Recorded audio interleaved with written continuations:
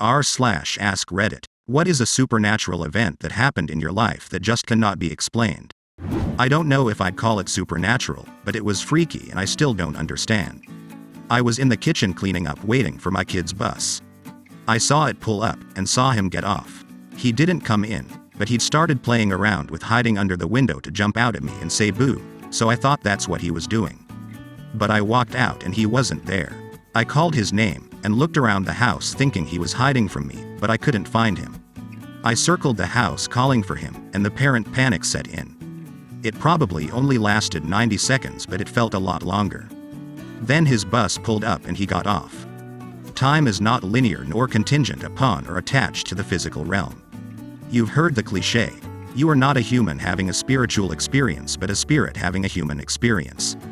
Possibilities are you experienced precognition or your astral body stepped ahead 90 seconds or so and your brain processed it as best as it could. If quantum theory is accurate on the subject, all possible futures are waves of possibilities until decided upon and you dipped your toe into that pool.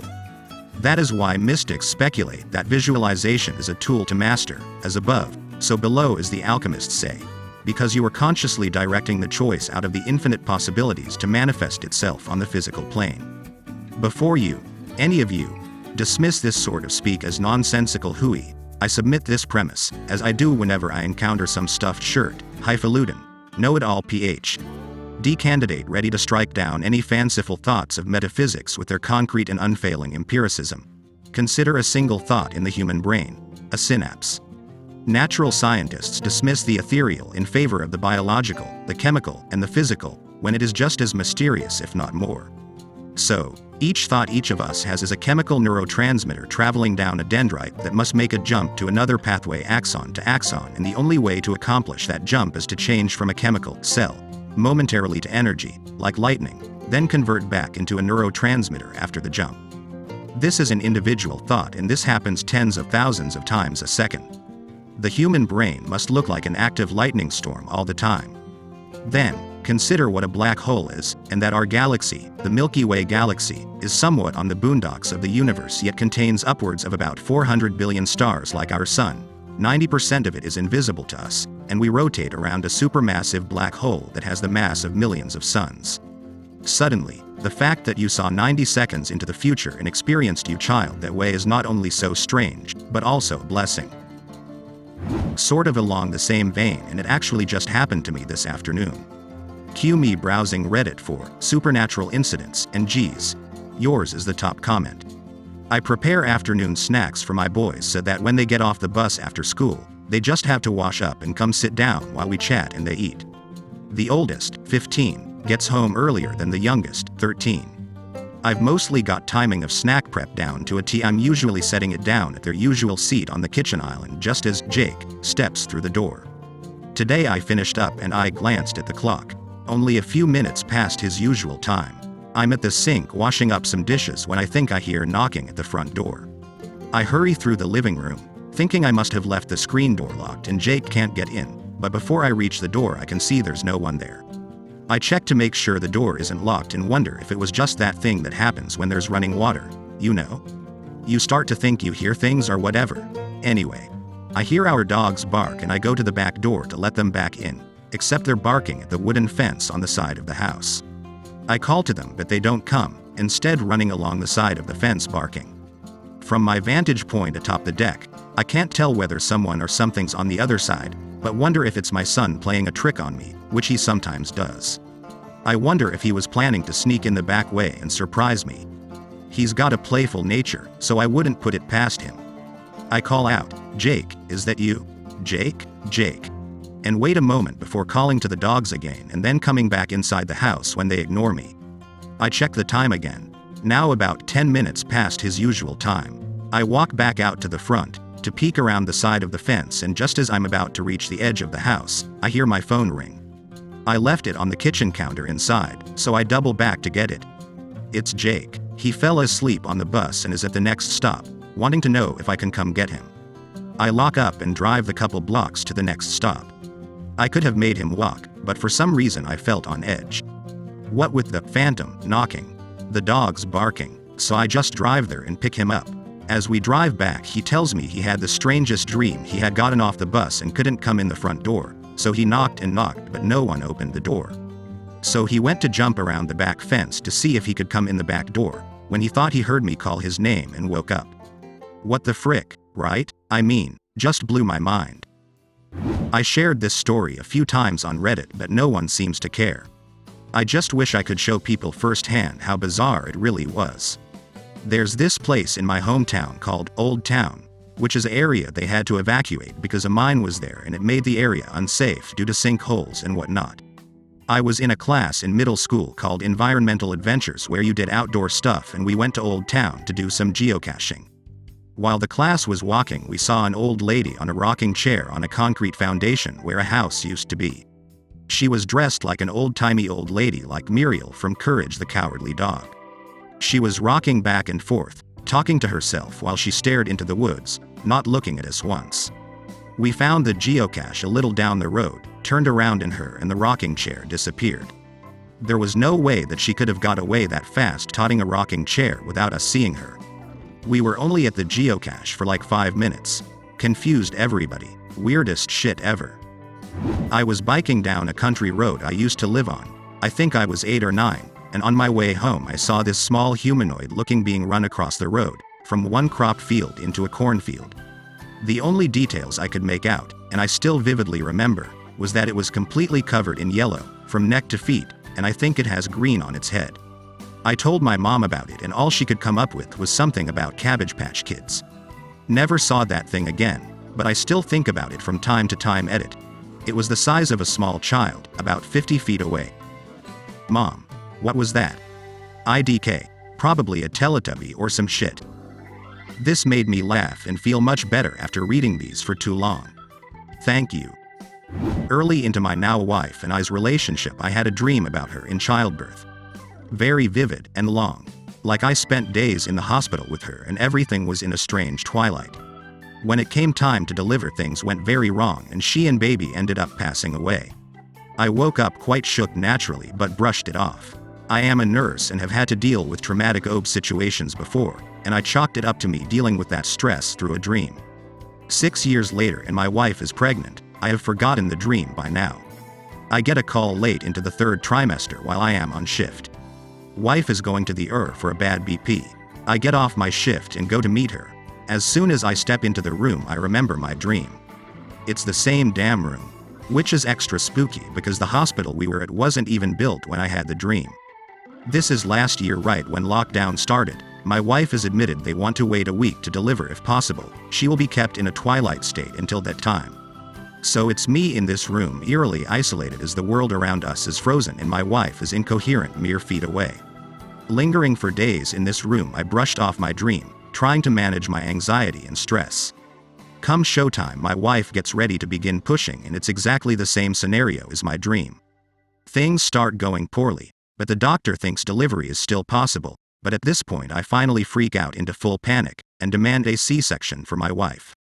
The doctor, I can tell, wants to argue, but I think my outburst made her step back and reassess the situation, and she made the call for emergency C-section. Took 10 minutes for me to get taken back, and as I'm in the OR I see my baby come out lifeless. They do everything they can and manage to resuscitate her. In the meantime, my wife is doing poorly and they are scrambling to control her bleeding. I follow the baby out knowing there's really nothing I can do. Baby gets life flighted to another hospital, but before we go I see my wife stable and headed to the ICU. Both my wife and baby are critical but alive. Today they are both thriving and my baby is 16 months and just a tornado of energy. I don't know that they would be alive if not for that dream and it causing me to freak out and demand a change in plan. Frick man, this one hit me. I had vivid daydreams about my wife dying in childbirth through her whole pregnancy. She had to get induced 2 weeks early for high BP. After 18 hours of stalled labor, they said they needed to do a C-section. After my daughter was born, my wife, who is a doctor, says, "Don't panic, but the drug they just ordered, I'm bleeding out." We had long discussions before the birth that if the baby had to go to recovery, I would go with the baby, no matter what. I told her I loved her and followed the baby. It was the longest hour of my life.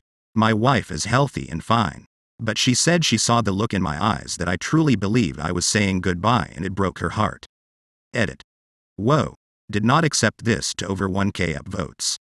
Edit 2. I'm shocked and rather appalled about the sentiment that my wife's life was somehow more important than my child's. And my only assumption is that the people saying this are not parents.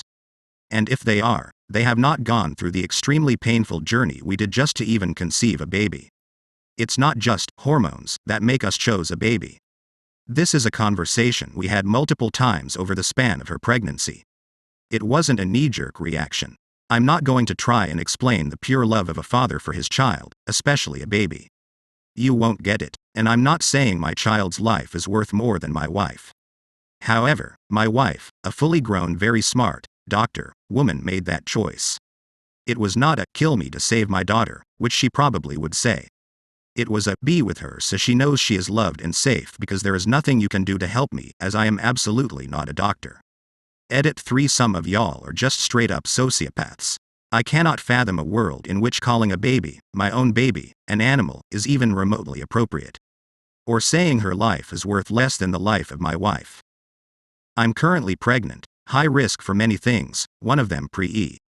Husband and I have been having similar conversation. Your story just made me cry. I'm so glad your wife's alright, and baby, too, of course. Ada. Thanks, kind Redditor, for the award. Reality would say that he more than likely is just attributing more to his memory than is accurate. Humans are actually very bad at recalling dreams, and most of it is essentially made up the next morning during recall. We don't really have the ability to dream up these highly complex scenarios, for example, creating and recalling a very specific room, like we think we do. We are just good story makers with whatever retrospective memory we may have once we wake up. People will also see photos of locations they have never been to before and suddenly have recollections of having visited there. Our minds are fantastic at fiction. I can attest to this. I've had multiple dreams where the most profound details ended up being associated with shapes or shades of colors in a seemingly random assortment. Days or months later, I see a poster in a grocery store or new billboard and have an intense feeling of déjà vu. My brain, in its almighty daftness, has decided in those moments that these are associated with a dream memory. It took years to observe this, and admittedly some of these feelings have happened before big life events or decisions, but it has happened so often and spread out that there doesn't seem to be a worthwhile pattern for trying to read into these particular tea leaves. The twilight state, the seeing things years before they exist. As a child I had vivid dreams. Even to this day I almost never have vivid dreams. The dreams were on my way home from school like I did every day, but I always missed the first step and came down hard. Everything looked line. It was from a higher angle and there was a light in the dream. I would always cross the Frist Street. There was a red Beetle to my left and a yellow Nissan to my right. As I grew older the dream faded, but it would still pop up from time to time. Eventually I forgot about it and it stopped reoccurring. As a young adult living with my parents, one day they needed me to go pick up my nephew. He happened to go to the same school I did as a child. He had no one to take him home. It hits me as soon as I grab his hand, my leg goes into a slight indentation in the gravel road and comes down hard. It's like everything from my dream is coming to life. It was surreal. The red Beetle, as it comes into reference, replaces the image in my mind. It's indescribable, almost like I could fully understand what it looked like until I saw it, but it was what I saw as a child. Same when I turn my head and see then Nissan, but the light isn't there. That within itself shook my world, and I was wholly intent having such a surreal experience. Then 1 week later to the day almost, I met the girl who came to my parents' house that I have now spent nearly every day since with for over a decade now. Furthermore, I always get similar dreams before any big event in my life now. And there's always this taste. It's the same taste and smell I get of I remember something from long ago. It's all quite surreal. I am a hardline scientist, but I can explain any of it and believe there is so much to existence we have yet to fully explore. Similar to this, my dad had booked a 2-week vacation in Biloxi, Mississippi for himself and my mom, at a beautiful old hotel right on the beach. About a month before they were supposed to go, my mom said she'd changed her mind and didn't want to go, but they had spent a fair amount of money on this trip, so she agreed she'd still go. A week before they were going to leave, she said that she didn't think they were going to end up going, and my dad told her to stop being ridiculous. The day of their flight, they both packed a suitcase and took it to the door, but when their ride to the airport showed up, my mom sat down on her suitcase and said she wasn't going. My dad was so mad, but she just said nope, not going. So they stayed home and Dad was pretty grumpy. About a week after that, Hurricane Katrina hit Biloxi and wiped out the hotel they were planning to stay at. Then my dad wasn't so mad anymore. That's incredible. Yeah, sometimes I wonder if there's some other sense we have that we aren't really aware of that kicks in for some reason. Sorry, distracted at kids' baseball game all. But yeah, it's always been in the back of my mind ever since it happened those 2 times. Well, to be fair, this wasn't the first time something like that happened with my mom, but it was the most significant. Normally, she just knew when someone was coming to visit, got injured, was pregnant. Sometimes before they got pregnant, as in, Sasha's going to have a baby boy at Christmas time next year, etc. My buddy and I were playing tennis one night at some courts by my house. Lights usually went out at 11, but for whatever reason that night they went off at a weird time, like 10:43.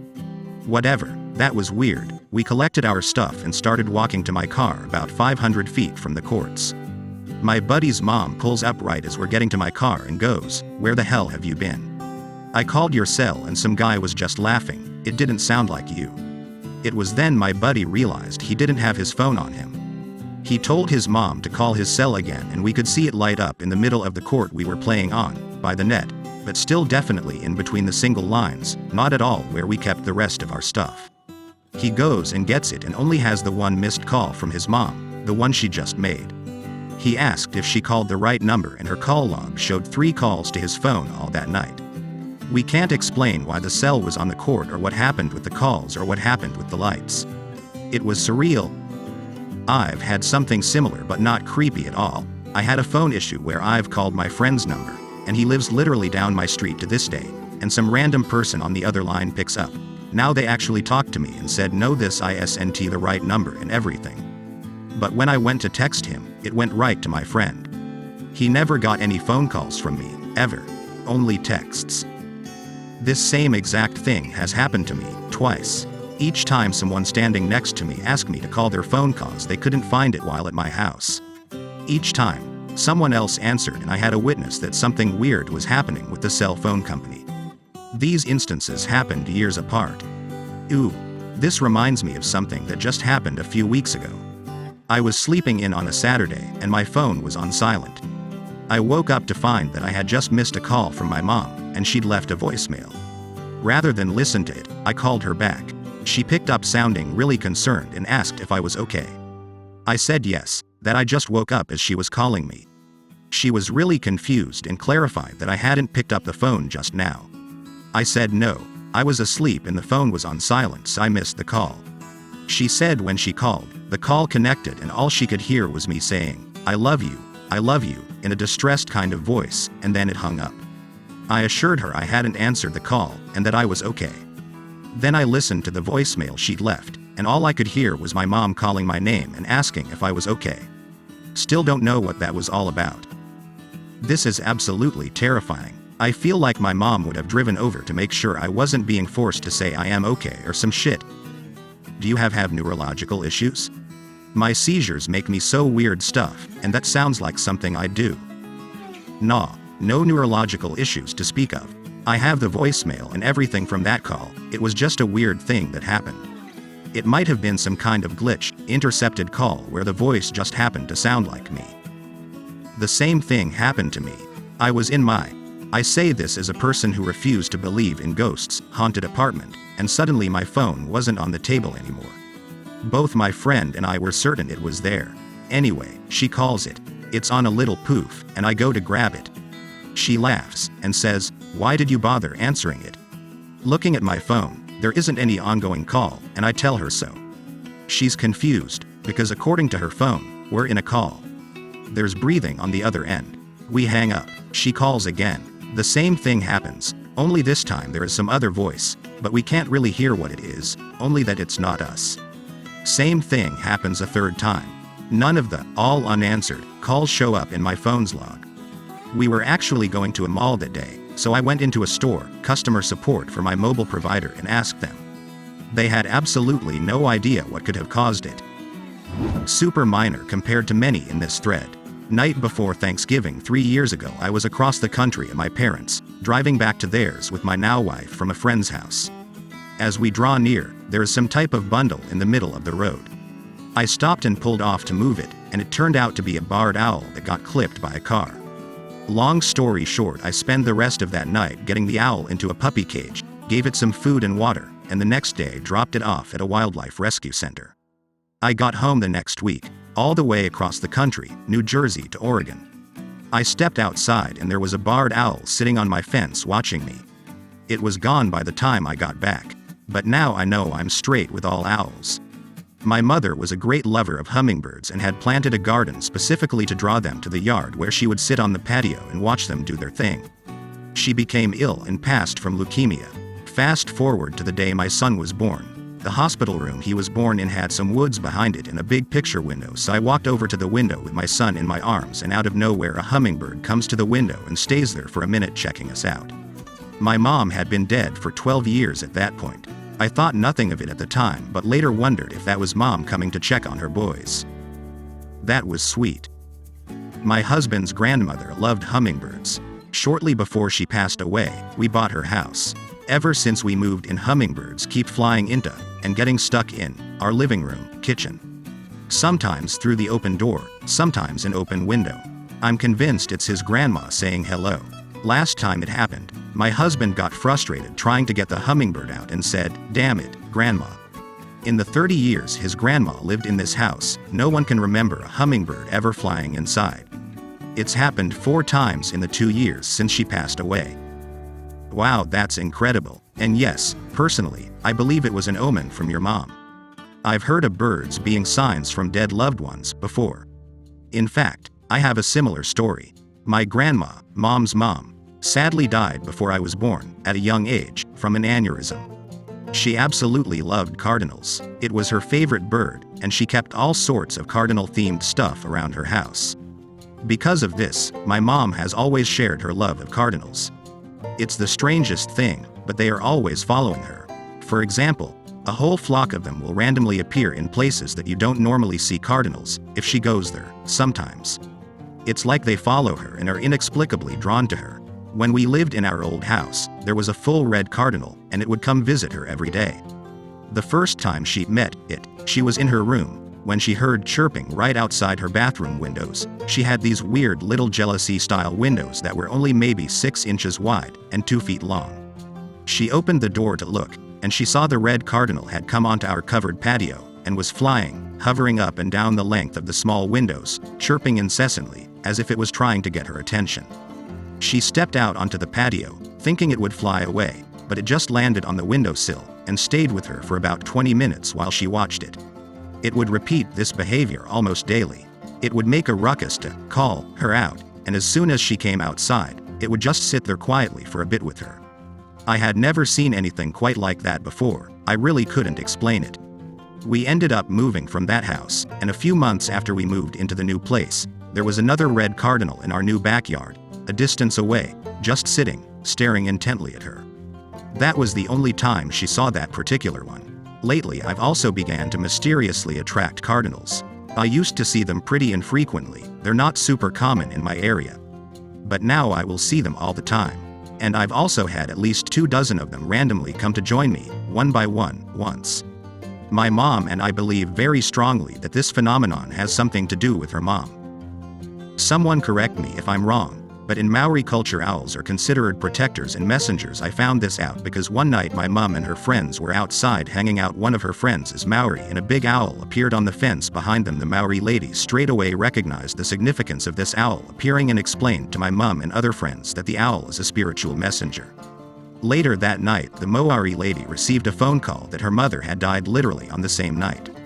The funeral was beautiful. Maori families are truly incredible and their spiritual insight is quite mind-boggling. Hey, you just reminded me of something that happened last year. I was going for a walk with my dog when a robin flew across the street and was hit by a car. I went up to it, and it was completely lifeless. Not knowing what else to do, I moved them under the shade of a nearby tree and said a couple words for them. I checked that same spot later in the day and they were gone. I assumed it was scavengers that got them. The next day I was walking my dog in the same direction. A robin suddenly swooped through the branches of that very same tree, perched on a nearby stump and stared at me. I don't know if this was the same bird, but I like to think it was, and it was saying thank you.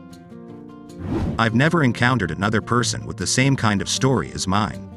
I've looked and looked for years regarding accounts or folklore regarding the ghosts of living people. Here's my story.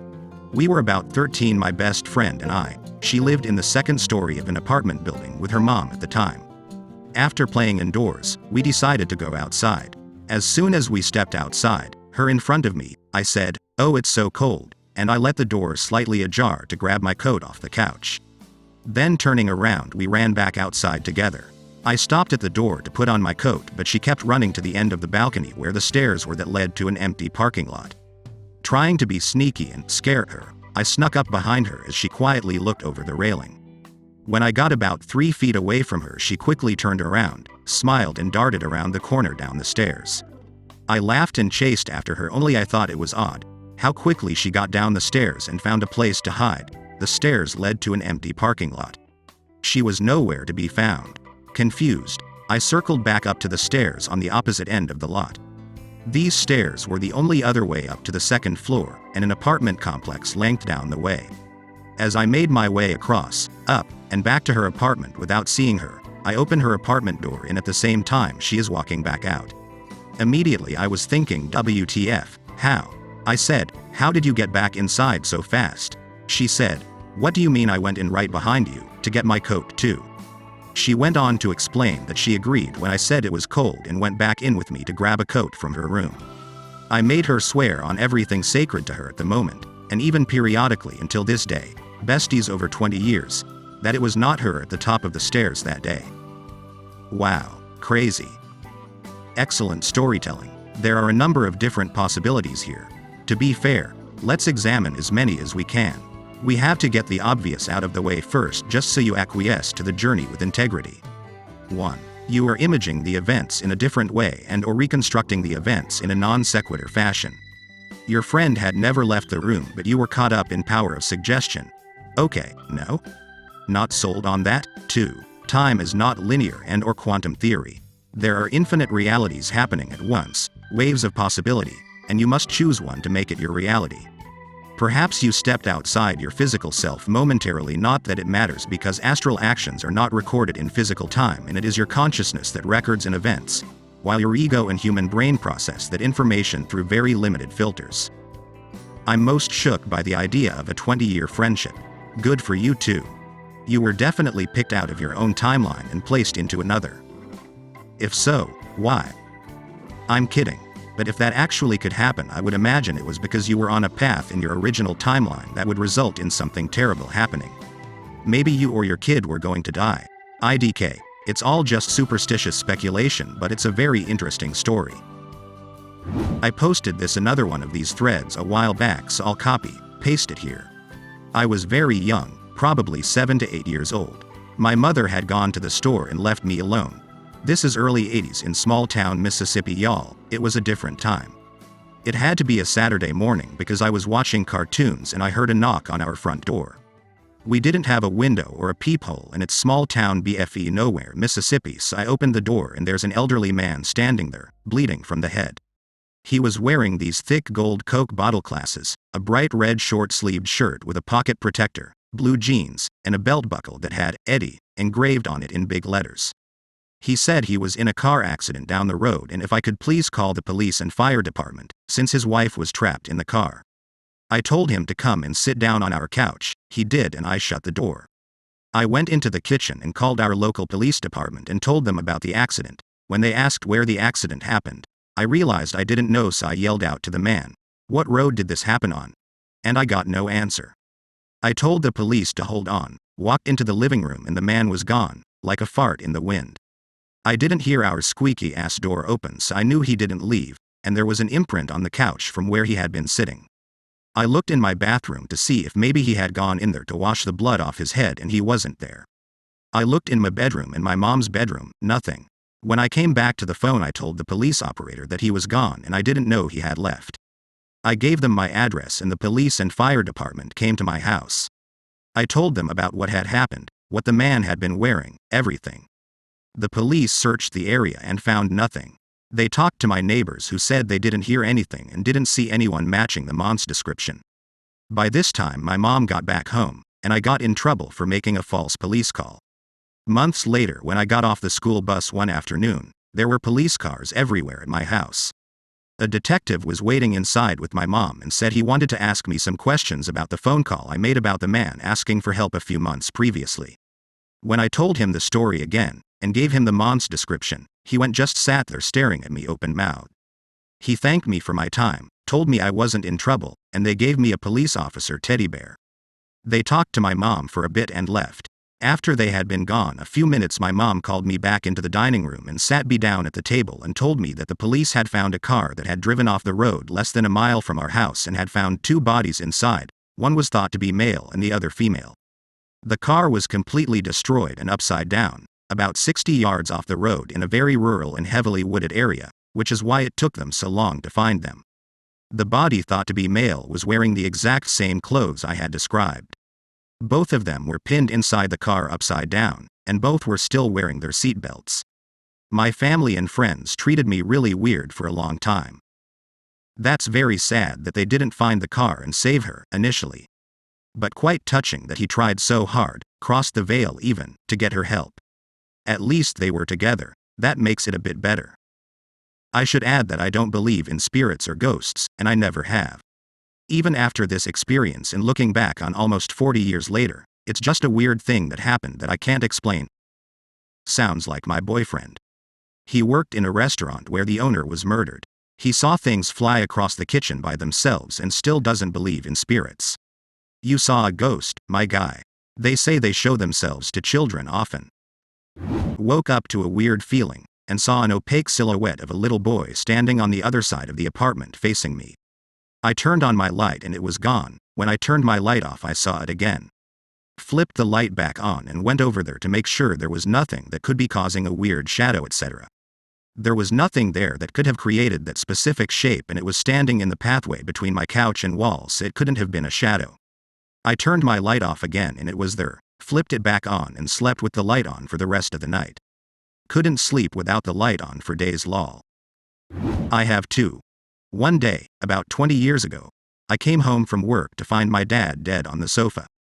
He was cold to the touch, but I still called 911 and tried to resuscitate him in case there was any chance that I was wrong. My grandparents lived down the street. Their house was always the gathering place. People came for a cup of coffee every day. My dad had suffered some brain injuries a few years prior, but had fully recovered and got sober, so his death was pretty unexpected. He was only 48.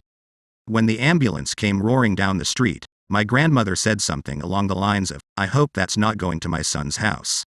My uncle was in the kitchen at the time and said, "Nah, your son is at the door." He had seen my dad looking for A in the window next to the door. Of course, he was gone by that time. Still gives me chills. The other one is not nearly as dramatic. My wife and I lived next to a golf course. One morning we were leaving at around 5 a.m. A golf cart with 2 guys crossed in front of us. Not dangerously close, but close. We remarked that it was pretty early for people to be out. I had never seen anyone out that early in the few years that I had lived there. I looked over to my left, and they were nowhere to be seen. This was a very open parking lot. We stopped and looked back, but no trace of any golf cart or anyone in general. Thanks for attending my long-winded ghost conference. There are refreshments in the lobby. So glad everything turned out okay for you guys. I once had an extremely vivid dream of a friend driving and drifting across the center line in front of a semi. He was killed instantly. His head kind of bounced off the window or something and the back of his skull broke open. I panicked and just grabbed what I could and tried to hold it somewhat together. It kind of felt like squeaky cheese, but warm, and I could taste blood in my mouth. It was just truly disturbing. I told him about it and he got weirded out. Said a former girlfriend said she had the same dream of him when they were dating like 10 years prior. He was a raging alcoholic and pretty frequently drove drunk, so I'm sure that's why it was on our minds. Fortunately, he decided to sober up shortly thereafter, hoping he just stays alive. My cousin had struggled with depression his whole life, and a few years ago things came to a head. He was 100% convinced the only cure to his depression was suicide, that death was the only thing that would make him truly happy. We were close, so it hit pretty hard. After the funeral, my aunt told us that she had saw a helium-filled smiley face balloon kind of float in front of her, then stop, and it just kinda sat there for a minute. Then it flew up and away, out of sight, on its own. When she told us this, we kind of just brushed it off as a coincidence, but it kept happening to her over the next couple weeks. We thought she was just recognizing patterns, until I was at a music festival a few months later and the exact same type of balloon, same color and everything, float through my campsite, and did the same thing where it stopped on its own, stared at me, then kind of bobbed and flew up and away. I'm not really a believer in ghosts and the like, but I'm convinced in some shape or form that was my cousin telling us that he was finally happy. We live in 10 acres of farmland, fields, a rural town. After my teen daughter passed away, there was a smiley face balloon like that in our yard for about a week. It kept moving around and we would see it in different places. I don't know if someone finally picked it up or if it moved away on its own, but your story reminded me of it. I'm sorry to hear that. Made me shed tears, and that usually doesn't happen much to me. Sorry for your loss, bro or sis. Many years ago, my parents had separated and my father was planning on taking a trip across the country to California. He was pretty excited about it. I talked to him the day before he's leaving, wish him well and tell him I'll talk to him after he gets to California. The day of his trip, he calls me and tells me he decided last minute not to go. Refuses to really get into why. Just says he changed his mind. Seemed really odd for something that he had been planning for a couple months. That night I'm sitting at my girlfriend's house and we're watching the news, and they report that US Air Flight 1493, the flight my dad was supposed to be on, collided with another aircraft while landing in Los Angeles. About 25% of the people on the flight were killed. Hard to know how my dad would have made out, because it really depended on where you were sitting, front versus back of the plane. It was several months before he finally told me that night before he was supposed to leave, he had an extremely vivid dream that he died in a fiery plane crash. So vivid that it scared him out of flying that day. My dad is a Marine Corps Vietnam veteran who saw combat. I can only imagine how vivid the dream must have been, to scare him out of getting on that plane that morning. Edit. Believe it or not, I've never actually watched Final Destination. Now I have to see it. Dom. That's freaky. Sad trigger warning. I had a professor who told us a story of her son who committed suicide because him and his 3 friends were supposed to go on a car trip to a football game. He had a vivid dream of a car accident the night before and just couldn't go. He bailed and tried to tell his friends to trust him and not leave. Well, they left without him and all 3 died in the car accident on the way there. He killed himself out of remorse, unfortunately. Extremely sad. I felt so bad for that family. Wow. Must have been gut-wrenching for his family to witness him narrowly escape death in an accident, only for him to then die by suicide. Absolutely tragic. Jesus. The only thing I can contribute to this thread is that I've had multiple non-crazy relatives say they've somehow known a beloved relative has died without seeing the death and before being told that it has happened. I got in a bad car crash, but I had no bad gut feeling. Who knows about any of this, honestly? Yeah, honestly, not to diminish anything, stories like that are so tragic and terrible, but I do think it is coincidence. I don't really believe in supernatural stuff at all though. That being said, if I had a gut feeling about something bad and it actually happened, I'd be likely to change my mind. On a tangent to this, I had something similar happen, though it didn't change my plans. But for a couple weeks before a big road trip, I had a really bad feeling that I shouldn't go. Weird gut instinct saying just stay home and don't do this. Told my mom and sister about it, but still ended up going. The feeling never left me the entire time. Fast forward 6 hours into the trip and we end up getting into a serious car accident. I am thrown from the car, single car accident. End up breaking a lot of bones but obviously survive. I think I am alive. Maybe this is a vivid death dream. Anyway, it happened one other time on a big road trip. Everyone knew my previous trip from years before, so when I mentioned I was getting that feeling, we swore we'd be super vigilant this time. Fast forward to about 8-ish hours in. On the highway going 120 kilometers per hour or so, and the driver hits black ice. We start spinning in a slow clockwise circle, only to notice a huge semi not far behind us and a concrete girder in the middle, and of course a gradual bend leading to a large bridge, underpass. I managed to convince the driver to steer and tap the brakes to slowly mail it onto the shoulder and use those metal poles along the edge to eventually stop us. Anyway, haven't had one since, and it's been near 20 years, but also haven't had any close calls anymore. Guardian angel for sure or something. This reminds me of an incident I had when I was in my teens. My friends and I were leaving some really open late coffee shop and traveling back home. It was late, so I was falling asleep, but my seatbelt wasn't on. I remember while half asleep, my friend's GF, in the passenger seat, was saying, "Hey, you should tell Logan to put his seatbelt on." She was talking to the friend sitting next to me in the back. He nudged me to put my seatbelt on, and I just kinda shook him off and tried to go back to sleep. He shook me a little harder, so I mentally said, "Fine," and put my seatbelt on and slumped back down to sleep. I shit you not, 2 to 4 seconds later I hear my friend's girlfriend's blood-curdling scream. I hear twisting metal and my head swings forward and I hit the middle car compartment. I'm seeing stars, it happened so fast. I knew we had hit something, I just didn't know how bad it was. I wanted to just lay there for a bit, but then I smelled gasoline. I forced myself to stumble out of the car and my friends were already outside. The car had hit a median divider and the front was smooshed in. The car was totaled. The front seat passengers had some lacerations and I think my ribs got dislocated for a few days. I could move them up and down, but none of us were hurt too badly. To this day I think of what would have happened if I didn't put on my seatbelt. Now I wear my seatbelt at all times and am hyper-vigilant that my passengers have theirs on too. That's crazy. The best way I can explain it, and it's been about 15 years and I can still distinctly remember the feeling, is that it feels like something is really wrong.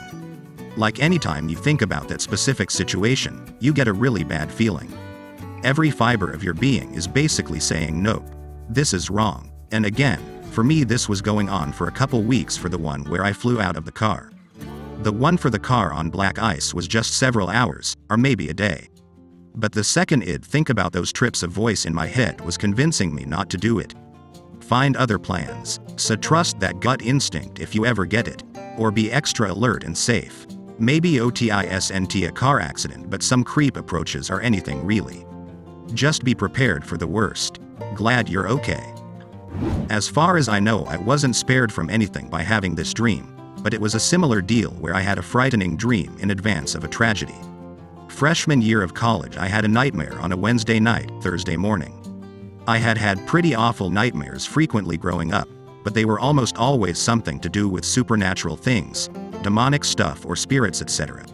It was rare that I had a nightmare that was a realistic scenario like dying in a car accident, etc. My dreams were usually extremely convoluted and hard to follow.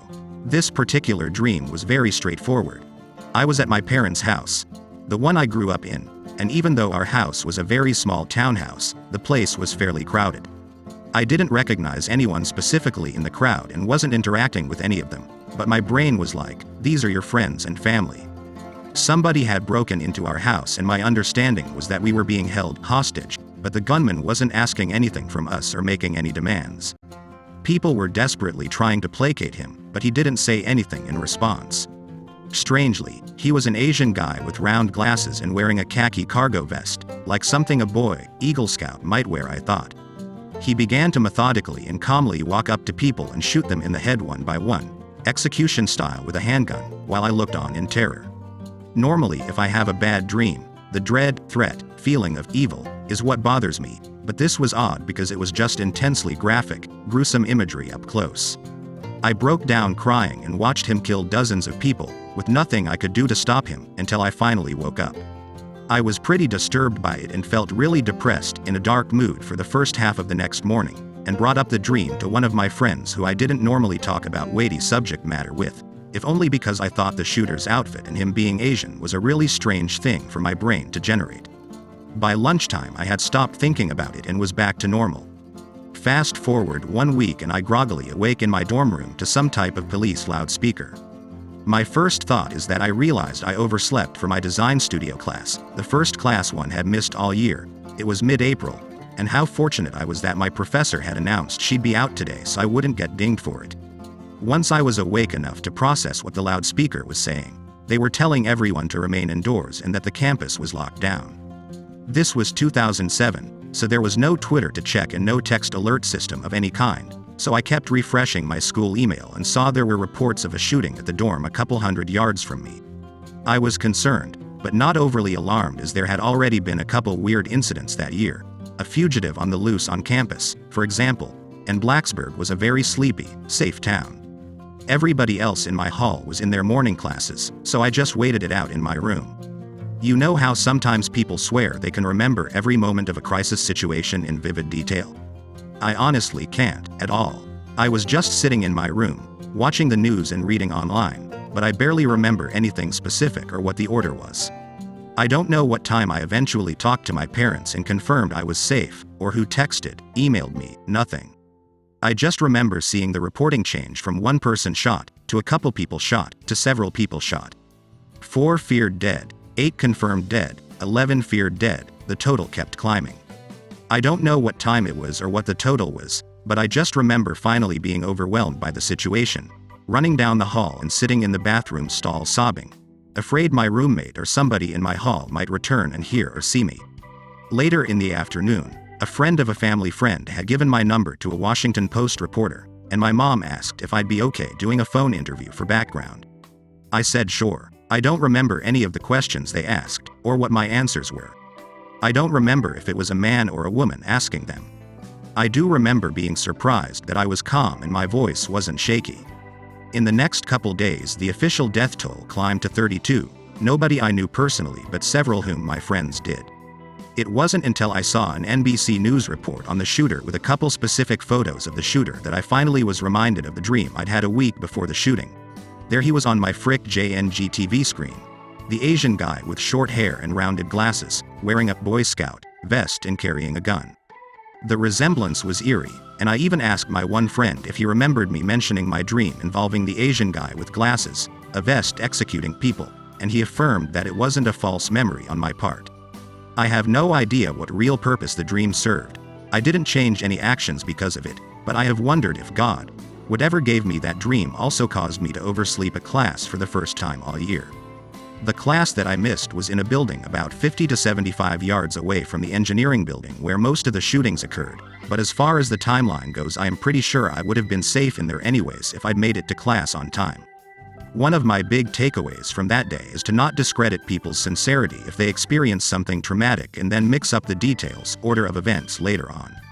In subsequent years, when I've talked to people about that day, I've said something like, "Yay, I remember I got a VT alert and saw XYZ," only to then realize that VT alerts didn't exist yet and were started as a response to the shootings. If somebody gets their story mixed up, it doesn't necessarily mean they're exaggerating or playing it up, it might simply mean their brain dealt with the experience inconsistently. Not a very big one, but here we go. Once when I was 13, I had an incredibly vivid dream. Beautiful colors, sunny skies. Anyways, part of the dream there were these 2 bulls fighting in my house. The fighting was about as scary as a children's book antagonist. I shooed them out and went on my merry way after waking up. I got ready for school and my mom started driving to town. Out in the distance, I saw 2 bulls fighting. In the 9 years of living there, that's the only time I saw it. I know my story's pretty minor, but I still wonder about it. Synchronicity for sure. Do you know anything about it? I haven't heard about it, but just looked it up. It's a bit confusing, so correct me if I'm wrong. From my understanding, it's a link between your psyche and reality, causing an occurrence in life, a sort of coincidence? Sort of, yeah, except that the coincidences are connected by a thread of meaning. So it would become a question of the symbolism of 2 bulls, and whether that connects with your life somehow. Went with my brother to see an old family property my mother had inherited in a really rural area. We were just looking about, it hadn't been lived in for decades. A bit of wind, a bit of a rainy day, and both me and my brother were inspecting the house until we started hearing a weird rhythmic knock coming from around the building. Just a knock at regular intervals, much like a clock sounds, but a lot louder. We stepped out to look around, but the noise started sounding like it was getting further away from us until it disappeared. We left shortly afterwards. A couple of days go by, and I stopped by my mother's. I ask her if she has any pictures of the original owner of the house, which was her grandfather, so my great-grandfather. She pulled it out. Guess what? The man had a wooden leg as a result of a war injury. Told my mother all about it and it was like she was remembering him. She says that's exactly how it sounded when he walked on the porch. Weird AF. Edit. It's possible it was a bird tapping on wood somewhere around, but as far as I know, birds that do this tend to tap in a very rapid fashion. In my story above, the knocks were about 2 seconds or so apart. quite a bit different from how an animal usually behaves. I'm not into supernatural stuff, but damn, that was eerie. I'm replying to this comment over 2 weeks later. I have a couple of .50 calories army surplus ammo cans I store random stuff in. They've always been in the same place in my dresser that my grandparents used to own. Once in a while I will hear them pop. It's kind of like the sound of taking the lid off of Tupperware, but metal, if that makes any sense. I always attribute it to my grandfather, who was in World War II and got severely injured, had PTSD and depression from it. I would chalk it up to changes in air pressure or something, but it's happened in every house or apartment I've lived in, different times of day or night.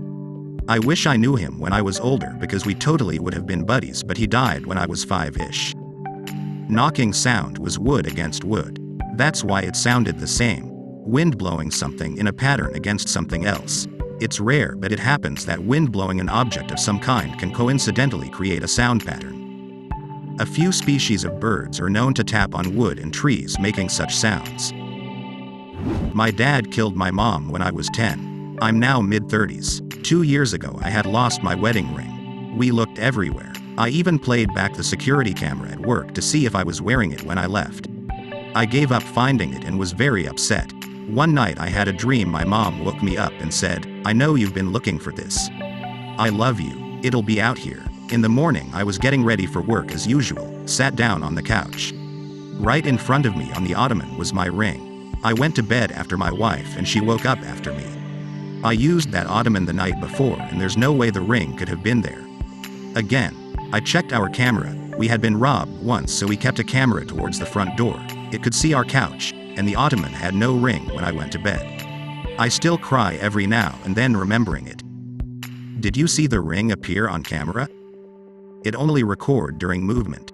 It never recorded any with the ring. I have an idea of what may have happened, but I cannot definitively say how this happened. My father died in 2000 in my parents' house. I was over one night pretty late after my mother had gone to sleep. I swear I could feel my father's presence, as I was right in the spot where he had died. They believe he had a heart attack while laying on the couch, tried to get off the couch to call for help but fell on the floor and died, though no one else was home when it happened. I was on the couch when this happened. Anyway, I thought to myself, this is stupid. People don't leave essences behind. I'm not feeling anything. So, I say out loud, if this is really you, Dad, knock a box of cereal off the shelf onto the floor. I wanted to pick something I didn't think could happen by accident. I went into the kitchen and watched the shelf with the cereal on it for a few minutes and nothing happened. Since it was almost midnight, I decided to sleep in my old bedroom. I woke up the next morning and went downstairs and a box of cereal was laying on the floor. I say to my mother, "Did you knock that cereal onto the floor?" She said no, it was like that when she woke up. So, what the frick, man. However, my mother had a cat. I'm guessing the cat did it, but I don't know for sure. If she'd gotten on the shelf, everything would have been knocked around and messy from her. Everything else was in its normal position, just the box of cereal was on the floor. I mean, regardless, it has to have been the cat, right? Edit. My mother also told me, months before this happened, that she felt my father get in bed with her one night after he died. She said, "Go away, Greg. You're dead. You don't need to go to bed anymore." And she says she felt him get out of the bed after that. Weird. My mother despised my father by the end of his life, though they remained married. It's not surprising she told him to GTFO. I have quite a few actually, but one that happened pretty recently stands out.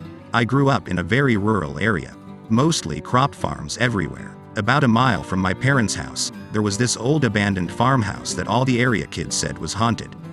They would sneak into the house after dark, all the typical stupid kid crap, but I believe there are things in this world better left alone and never went. Years pass, the house fell into disrepair and was eventually torn down, leaving an old weathered barn. Well, I make a little side money selling photos of abandoned places, so I wanted to take a picture of the barn. I parked on the road and was walking up the drive. I made it about 10 feet before I just could not walk any further. My feet wouldn't move forward, my adrenaline spiked and I burst into tears. So I turned back and ran to my car. I didn't feel safe until I got past a nearby creek you have to cross to get there.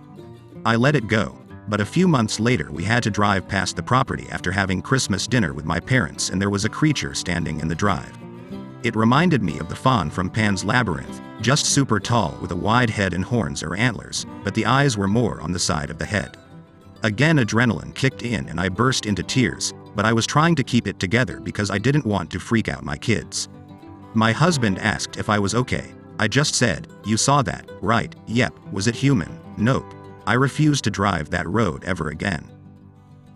A clod of red earth fell from above onto the windscreen of our car some years ago. The dust took a dozen or so swipes of the wipers to wet and removed. Almost caused us to crash. It was dark out, and once our view was restored, we could see a dancing dog in the middle of the road, illuminated by the headlights. It was facing the car, swaying side to side onto its left legs then right, as if we were watching a rocking horse from the side. We reversed up the single-lane, high-hedged country road until it was out of sight. Absolutely terrified us. Like legs being stiff rocking back and forth, or like bent knees. Little pep in the step, please elaborate. Legs stiff. 2 feet off the ground and 2 feet on, except mid-sway. It was wholly unnatural and like nothing I've ever seen since. Super bizarre, but I got a slight chuckle at picturing that this dog just wanted someone to watch its amazing dance moves, and this was the route it went. Lol. A little late, but here goes. When I was in middle school, my grandparents were in charge of the local theater group and were doing this musical show where people dressed up as old country stars and sang some songs. My grandma was the director and my grandpa was in charge of technical stuff like lights and sound. Well, this particular showing was on Elvis Presley's birthday, and they had a little bit at the end where they sang Happy Birthday in all their costumes. Well, the show ends and they're all doing curtain call, and I'm sitting in the back with my grandpa while he's controlling the lights and sound, when all of a sudden Happy Birthday by the Beatles starts playing over the speakers. My grandpa looks confused and starts messing around with the sound machines and pressing buttons and dials, and my grandma runs back yelling at him as that wasn't the song he was supposed to play. He then looks up and goes, "That's not me," and my grandma says, "What do you mean it's not you? Switch it to the right song." And he looks so confused and says, "We don't even have this song on CD for this play. This isn't coming from our music," and my grandma just turns around and leaves. Whole song plays and ends when the curtain closes. No one in the crowd really noticed and it seemed normal, but still freaks me out. No clue where the music was coming from, and we inspected the CD that all the music for the play was on that was currently in the computer playing music throughout the entire performance, and sure enough that song was not on it. I still think the ghost of Elvis was there that night. Lol. That's weird, and I'm sorry, but as a massive Beatles fan gotta correct y'all. The song is Birthday, not Happy Birthday. Lol. The night my friend took his own life, I had a sudden urge to call him. I'm in Canada and he was in Atlanta at the time. I didn't call because I was out partying with friends and got the news the next day when I woke up.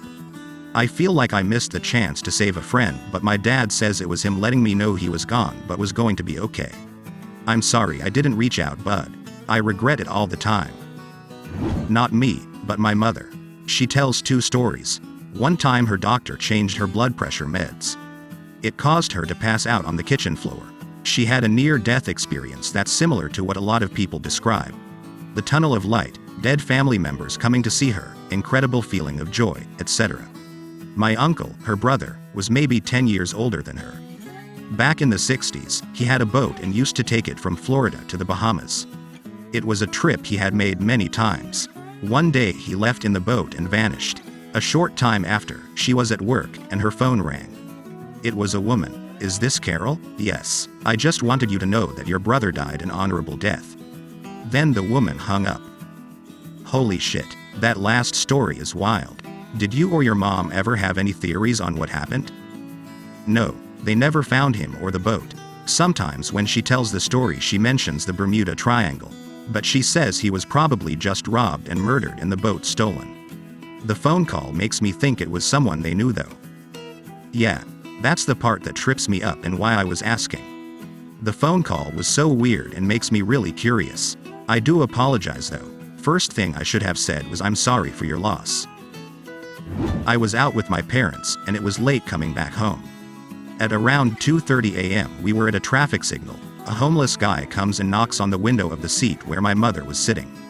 As she rolled down the window to give him money, he said, Check what is happening at your brother's house. He proceeded to take the money and walked away. Probably thinking that he was a bit crazy in the head, we didn't bother and went home. Next morning mom gets a call from her brother's wife. He has had a heart attack. At 2:30 a.m. Nice. You have made it to the end already. Thank you for watching. If you aren't already subscribed, please do so, as there will be more videos like this in the near future.